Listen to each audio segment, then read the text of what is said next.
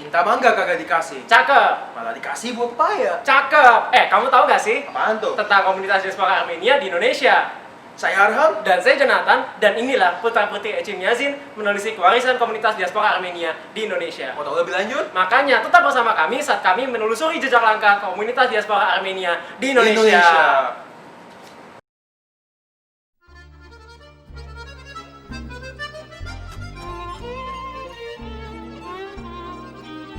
Jadi, apa saja sih yang kami inginkan dari penelitian ini? Yang pertama, kami ingin tahu mengenai sejarah dan aktivitas komunitas Armenia di Indonesia. Yang kedua, kami ingin mengetahui warisan apa saja yang diberikan oleh komunitas Armenia di Indonesia. Yang ketiga, kami ingin mengetahui tentang aktivitas perdagangan komunitas Armenia di Indonesia. Dari situ, kami memiliki beberapa pertanyaan yang ingin kami jawab. Yang pertama, apa saja sejarah dan aktivitas dari komunitas Armenia di Indonesia? Yang kedua, apa saja warisan dari komunitas Armenia di Indonesia? Yang ketiga, bagaimana kesuksesan perdagangan komunitas Armenia di Indonesia? Dari hal tersebut, kami menginginkan memberikan kebaruan pada ilmu sejarah di Indonesia, khususnya bagi komunitas diaspora di Indonesia yang sangat jarang diekspos dan dibahas.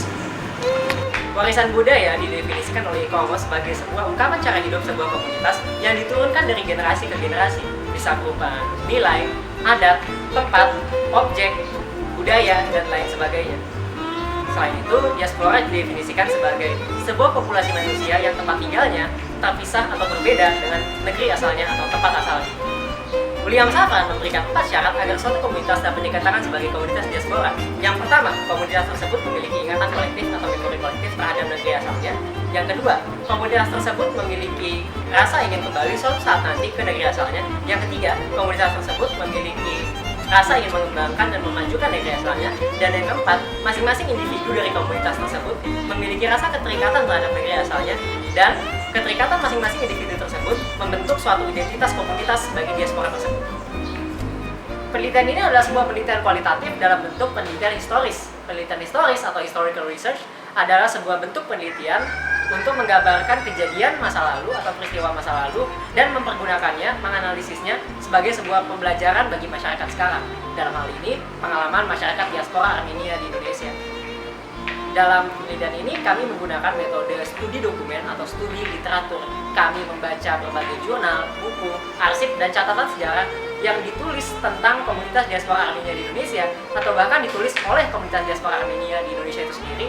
Lalu kami kumpulkan ke dalam sebuah rangkaian peristiwa atau timeline yang koheren untuk menunjukkan perjalanan sejarah komunitas diaspora Armenia di Indonesia di berbagai tempat di Indonesia dari awal sampai kepunahannya. Saya sedang berada di Jalan Budi Kemuliaan, Jakarta Pusat, sekarang Gedung Bank Indonesia.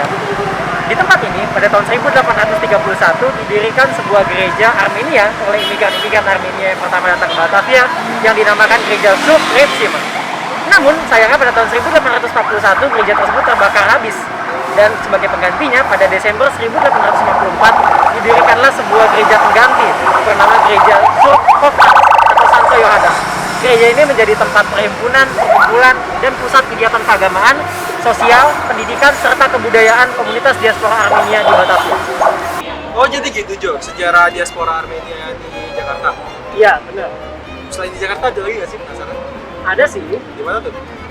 Ada di Bandung, ada di Semarang, Jepara, sama Surabaya. Surabaya. Mari ikuti kami saat kami mengikuti perjalanan diaspora Armenia di Indonesia ke Surabaya.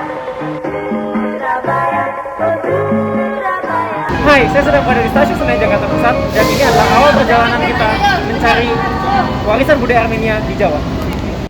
Siapa yang menyangka salah satu bangunan paling bersejarah di Surabaya adalah warisan dari komunitas diaspora Armenia di Indonesia. Diketahui salah satu keluarga paling berpengaruh Armenia di Surabaya, yaitu Sarkis bersaudara, memiliki usaha di bidang perhotelan di Asia Tenggara. Seperti mereka mempunyai usaha hotel di Singapura dan di Malaysia. Untuk di Hindia Belanda sendiri, mereka mempunyai usaha hotel, yaitu Hotel Oranye, yang didirikan oleh Eugene Lucas Sarkis pada 1 Juni 1910.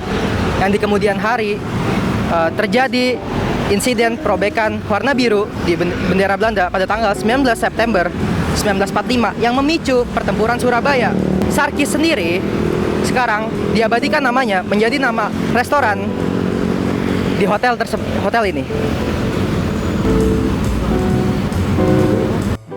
Saya sedang berada di Jalan Pacar, lebih tepatnya di Jalan Pacar nomor 15, Surabaya, tepatnya di Gereja Kristen Abdiel Gloria. Pada tahun 1927, gereja ini didirikan sebagai gereja Surp George oleh komunitas diaspora Armenia yang sedang berkembang di Surabaya. Pada tahun 1928, 1 tahun setelah didirikan, jemaat dan gereja ini menerima kunjungan dari Uskup Agung Armenia di seluruh dunia bernama Mesrop Termoesian.